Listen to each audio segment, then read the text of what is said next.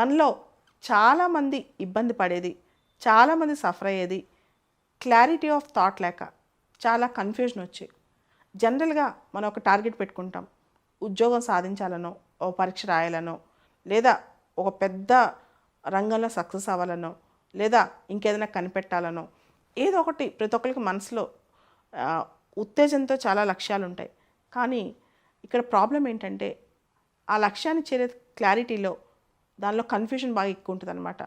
దానిలో మనం మనకి ఎవరు సహాయం చేస్తారు, ఎవరు మనకు చేయందిస్తారు, ఇట్లాంటి ఆలోచనలు మనకు ఉంటాయి. ముందుగా మనం ఒక లక్ష్యం చేరాలంటే దానికి ఒక రోడ్ మ్యాప్ వేసుకోవాలి. సో కూర్చుని కళల కంటే లక్ష్యాన్ని చేరలేం, లేదా గుడ్డిగా కష్టపడుతుంటే కూడా లక్ష్యాన్ని చేరలేం. లక్ష్యాన్ని చేరాలంటే ఒక పాత్ ఉండాలి. ఆ పాత్కి ఒక ప్రాపర్ క్లారిటీ ఉండాలి.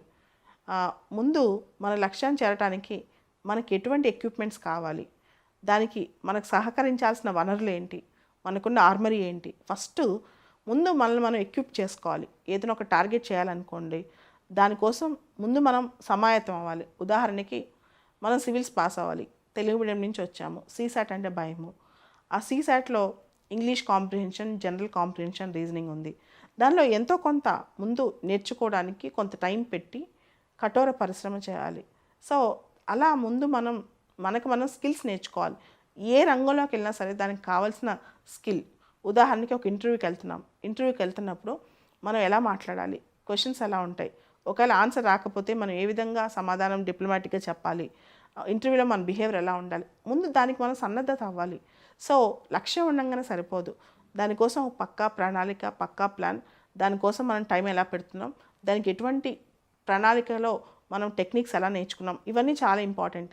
ఇవి లేకుండా చాలామంది మేము ఎగ్జామ్స్ రాసాం, పాస్ కాలేకపోతున్నాం, మేము పలానా ఉద్యోగం తెచ్చుకుందాం అనుకుంటున్నాం, పాస్ కాలేకపోతున్నాం, లేకపోతే మేము ఈ రంగంలో గ్రేట్ అవుదాం అనుకుంటున్నాము, పాస్ కాలేకపోతున్నాం అనుకుంటారు. ముందుగా మనల్ని మనం అండర్ ఎస్టిమేట్ వేసుకోకూడదు, అలానే మనల్ని మనం ఓవర్ ఎస్టిమేట్ వేసుకోకూడదు. చాలామందికి తెలియక వచ్చేస్తారనమాట, నేను ఎట్టి పరిస్థితుల్లో నెక్స్ట్ ఇయర్ సివిల్స్ కొట్టాలని.